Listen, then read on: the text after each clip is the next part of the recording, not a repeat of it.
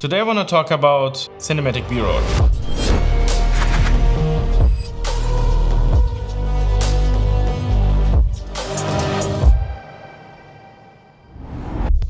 Alright, since I've joined the YouTube game, I had to develop a workflow to make my videos time efficient and good looking. And because I talk about filmmaking here, I need to film a lot of B-roll. So here are my top 5 tips to film amazing tech B-roll. Tip number 1, camera settings. I always use one of my Sony cameras and record in S-Log 3.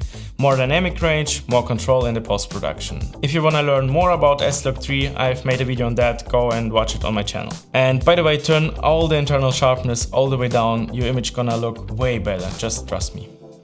Tip number 2, macro lens. I love to use my macro lens. It's the Sigma Art 105 2.8. You can see every detail of the product you're filming, but if you want to save some money, you can also go with those micro rings.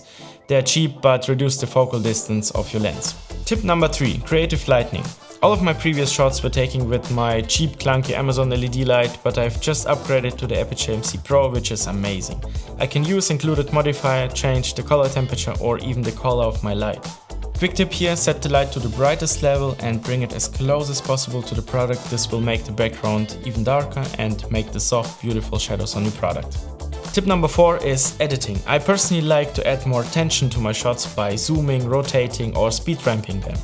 Just set some keyframes and play with your footage, develop some creative ideas. And last but not least, tip number 5, sound design. This one is very important, so let's compare the same sequence before and after sound design.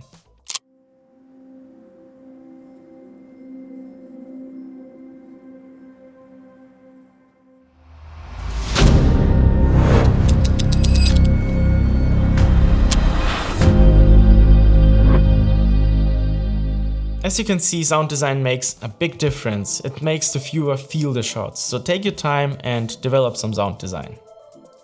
So there you go, it's pretty simple. Now you can turn off your computer, build your set and try it on your own. If you have a cool sequence, feel free to post the link into the comment section. So I'm very curious what you filmed. And if you wanna see more of my content, give me a thumbs up for the algorithm and subscribe to my channel.